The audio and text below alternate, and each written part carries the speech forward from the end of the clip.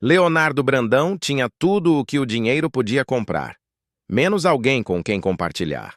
Aos 40 anos, era o CEO de uma das maiores empresas de tecnologia do país. Vivia cercado de luxo, mas isolado do mundo. Sua cobertura, no alto de um prédio moderno em São Paulo, parecia saída de uma revista de arquitetura. Perfeita, fria e silenciosa.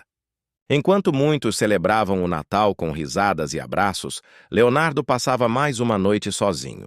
Na mesa, uma garrafa de vinho importado, o brilho das luzes da cidade refletido no vidro e o som mais constante de todos, o silêncio. Naquela véspera de Natal não seria diferente. Ou pelo menos era isso que ele pensava enquanto via o último funcionário se despedir e sair pela porta. Leonardo estava prestes a abrir mais um relatório financeiro quando ouviu uma voz suave vinda da cozinha. Senhor Brandão, posso fazer mais alguma coisa antes de ir? Era Beatriz Cardoso, a nova funcionária que havia começado há algumas semanas. Vinda do interior de Minas Gerais, ela cuidava da casa com uma dedicação silenciosa, sempre discreta, sempre educada. Leonardo mal havia conversado com ela além dos cumprimentos de rotina. Não precisa, Beatriz. Pode ir para sua casa. Feliz Natal. Mas ela não saiu. Ficou parada na porta, olhando para ele com uma expressão que misturava hesitação e algo parecido com preocupação. Leonardo ergueu os olhos do computador intrigado. O senhor vai passar a noite sozinho? A pergunta o pegou desprevenido. Ninguém perguntava essas coisas. As pessoas ao seu redor estavam sempre ocupadas demais, admirando seu sucesso ou querendo alguma coisa dele. Beatriz apenas esperava uma resposta sem julgamento, sem interesse velado. Tenho alguns trabalhos para adiantar, respondeu ele, a mentira soando fraca até para si mesmo. A tranquilidade é boa para isso. Beatriz mordeu o lábio como se travasse uma batalha interna. Então, de repente, as palavras saíram rápidas, quase tropeçando umas nas outras. Quer jantar lá em casa? Ninguém deveria passar o Natal sozinho. Morou numa casa simples, mas tem comida boa. Leonardo piscou, genuinamente aturdido. Em 40 anos, nenhum funcionário havia cruzado essa linha. Por um segundo, sentiu a irritação familiar surgir, mas algo nos olhos dela o desarmou. Não havia ali cálculo, interesse ou segundas intenções. Apenas bondade pura. É muito gentil, mas não seria apropriado, respondeu, mantendo a voz neutra. Eu também moro sozinha. Ela deu de ombros. Vim para São Paulo há pouco tempo. Ainda não conheço muita gente. Se mudar de ideia, pode aparecer. E então ela saiu, deixando Leonardo sozinho, com uma sensação estranha no peito.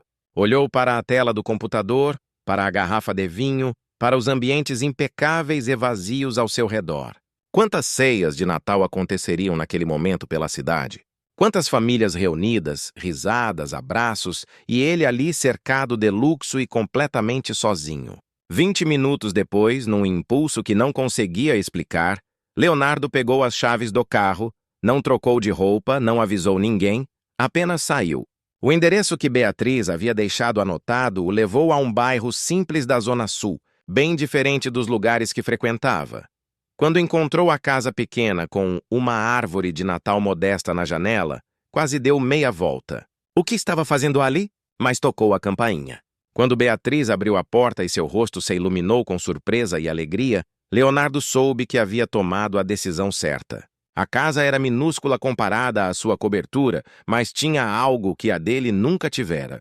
Calor humano, cheiro de comida caseira, decoração feita com carinho, uma simplicidade acolhedora que tocou algo esquecido dentro dele.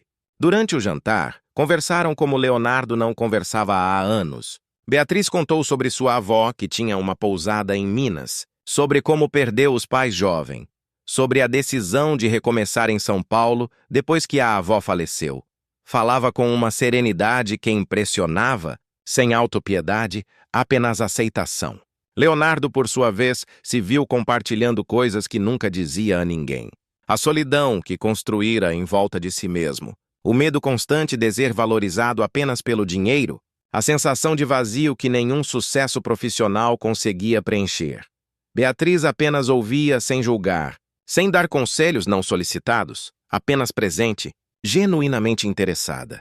Quando a meia-noite chegou e os fogos começaram a estourar lá fora, Eles brindaram com vinho barato que Beatriz tinha ganhado de presente. E Leonardo sentiu algo que não experimentava há muito tempo: paz.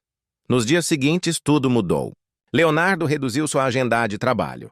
Começou a prestar atenção em coisas que antes ignorava. Passou mais tempo conversando com Beatriz sempre que ela estava na casa. Descobriu que ela tinha um sorriso contagiante, que adorava ler, que sonhava em trabalhar com hotelaria um dia, e percebeu com uma clareza assustadora que estava se apaixonando. Na véspera do Ano Novo, reuniu coragem e a convidou para a festa beneficente, que sua empresa patrocinava todo o ano. Beatriz hesitou, preocupada com as diferenças entre eles, mas acabou aceitando.